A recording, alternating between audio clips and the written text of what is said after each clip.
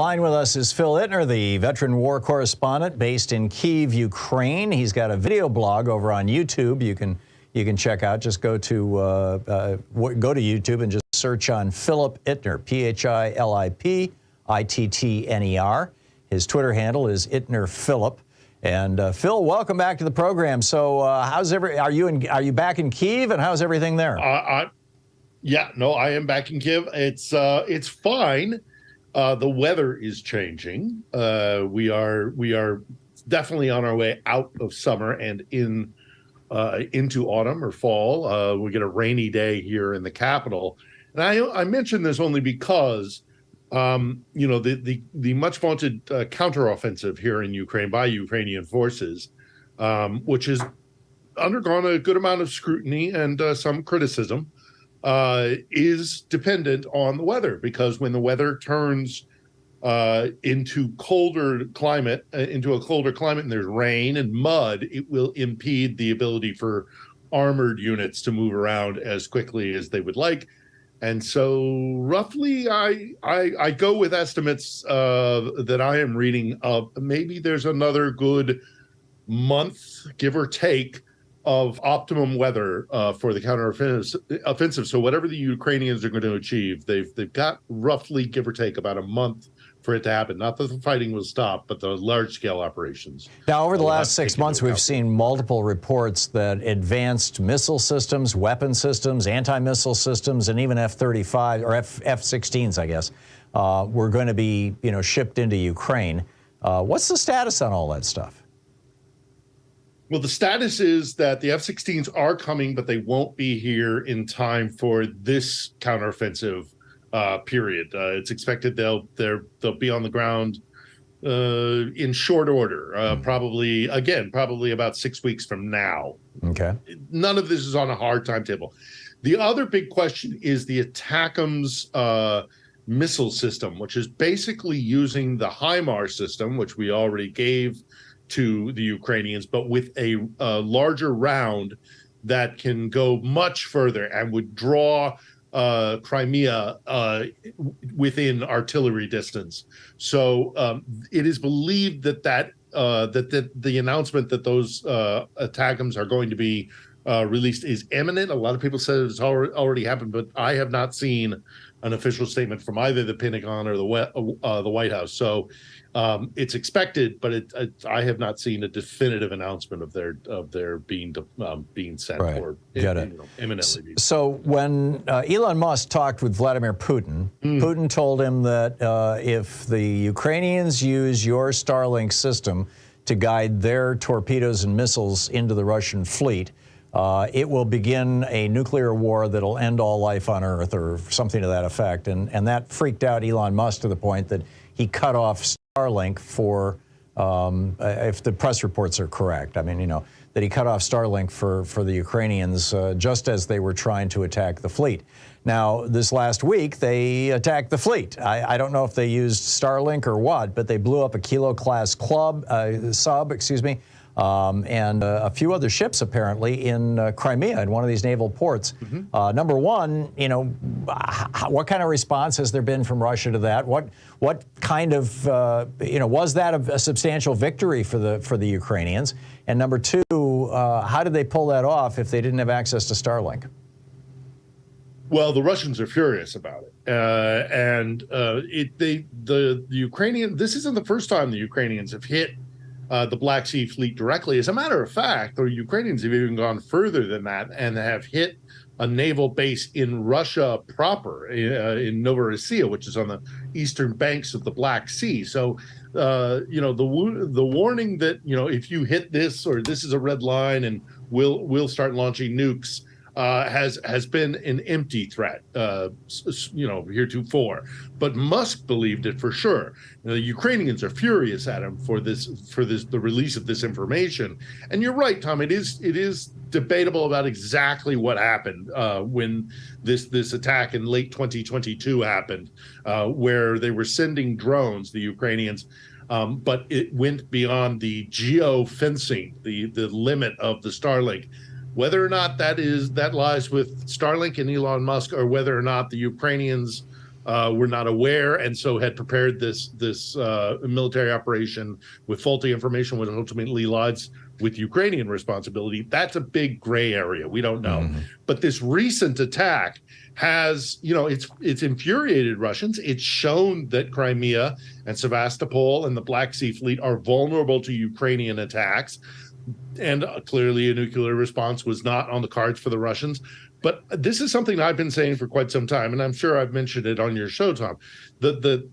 When Crimea is actually on the table, when the threat of losing Crimea is made apparent to everyone, including Russians who have their summer homes there or who just have a sense of self as empire, with Crimea being the cornerstone, because it's where Catherine the Great built the Russian Empire, or began to build the Russian Empire. Once Crimea is really under threat, it's going to change the dynamics of this war, because it will put at risk something that is near and dear to Russians' hearts, right, even though it's technically Ukrainian soil. Not to mention their fleet. Not to mention their fleet, which is a full quarter of their entire naval power. Is based in Crimea. They have the. That's right. They've got the Arctic, they've got the Baltic Sea Fleet, they've got the Black Sea Fleet, and they've got their Far East Fleet. That's their entire naval. Those are all their naval bases. The Baltic is now blocked in because Finland is now part of NATO. They're losing the Black Sea Fleet as we speak because, there's a chance that Ukraine reconquers Crimea, where that Black Sea Fleet is based. So in one fell swoop, Vladimir Putin has, despite his intentions, I'm sure, lost, in essence, half of Russia's naval power. This is a devastating war for Vladimir Putin, and the chips have yet to fall on it. But the clock, not to mix my metaphors, but the clock is ticking on that man. Nobody loses what Catherine the Great took and absorbed and remains in power in the Kremlin. Which raises a whole other question. There was a fascinating article that I read.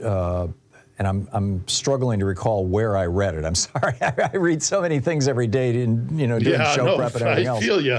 Yeah. But it was basically the hypothesis, or the idea of the article was that when regimes fall, it's not a gradual or slow process, and there's typically not a lot of warning signals in advance beyond those that are obvious to really keen observers, but to the general public.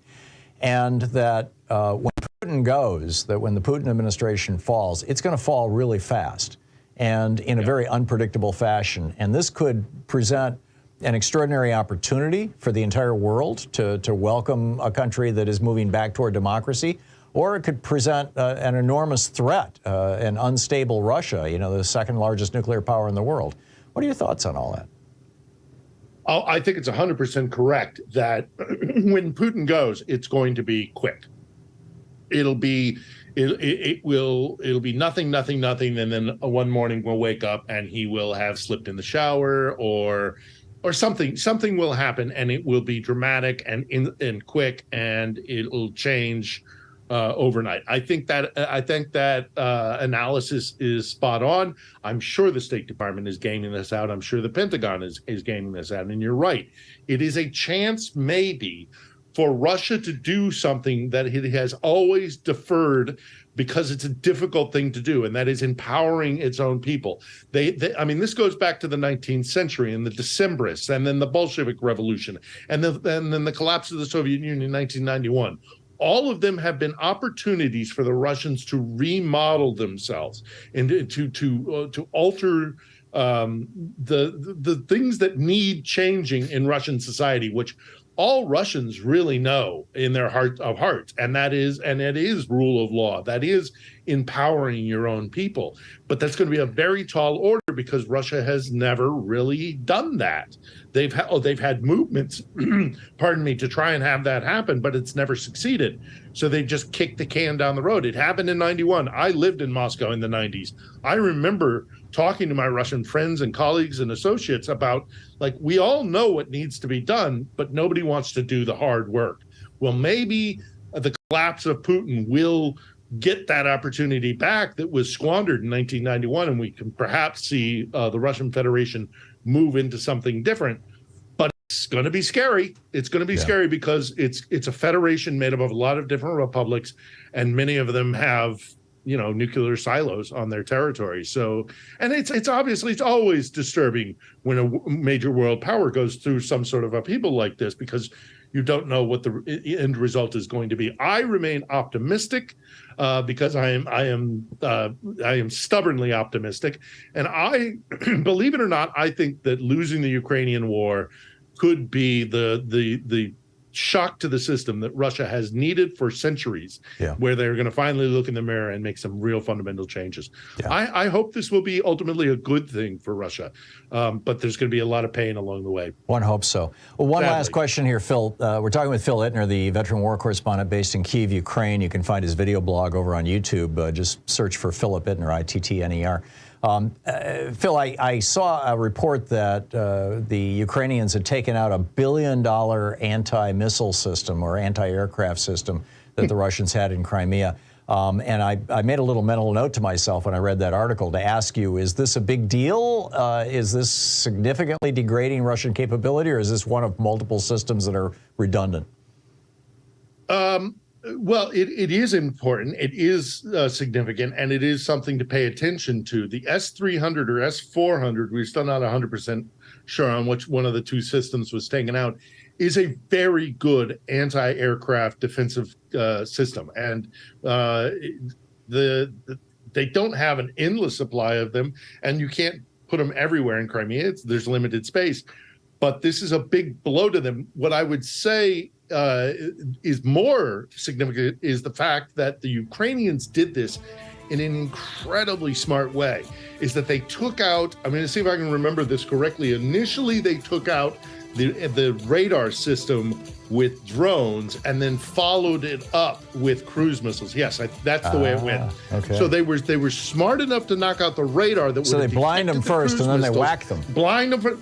Exactly. Yeah, I got it. Exactly. And that's sharp. Yeah, Phil Ittner, check it out on YouTube. It shows how good the Ukrainian forces are. They're great. Hang on. Is the Thom Hartmann Program. Check out Phil's video blog over on YouTube, PHILIPITTNER. Thanks, Phil.